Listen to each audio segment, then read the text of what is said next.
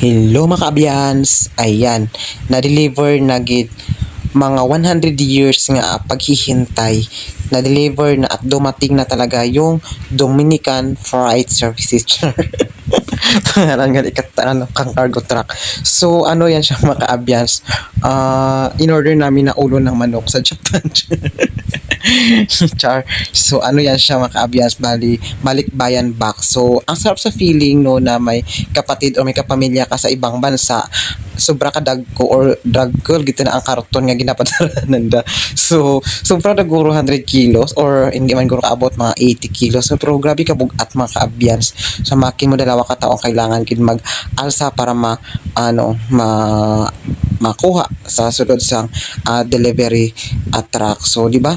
Ang sarap sa feeling kapag may pamilya or may kapatid kayo sa ibang bansa kasi ang lalaki ng mga ng mga regalo nila na ipapadala dito sa Pinas. Tapos hambal ni Kuya naka-orange, i-deliver niya daw pa atugid sa balay na Monte. Siling ko ay nasingitan ko hindi pag tudig to Kuya kay daw medyo medyo malayo-layo pa mga 300 meters tapos sina-charge niya ara na diri ko ay hulog abi nyo ko gito kapoy-kapoy lang ko sina. Tapos ko hulog ay wala man problema kay maram kami nga top down na di amo to gang dira na lang giibilin kay daw ginagutom na kay alas 12 na yata na sila nakaabot.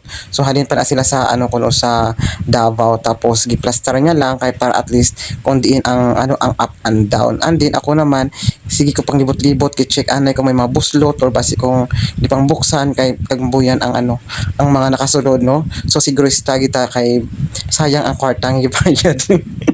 Desiling ko sa ila hindi anay ka magalina kay i-check ko anay kay mas may kulang isa ka chocolate. So, gibuligan nila kami ka bukas kay para at least stiling sang driver sang truck say para sure ball gid sila hindi gid kami maganin ako gid magbukas kay para makita na gid naton nga wala gid namon na buinan basin isa ka lang ka chocolate. And then ayan na gipang busikad ko na gid isa-isa gipang lantaw. Oh, grabe ako.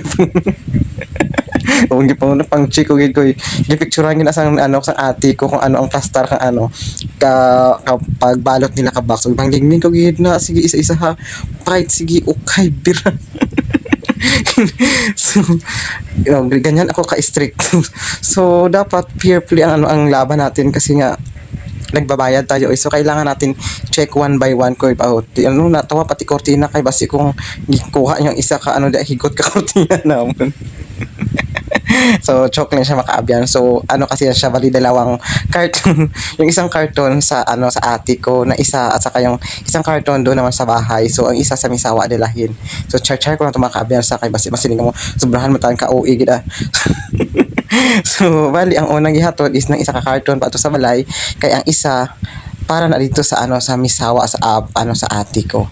So amo na to mga kaabyan. Thank you for watching and to God be the glory.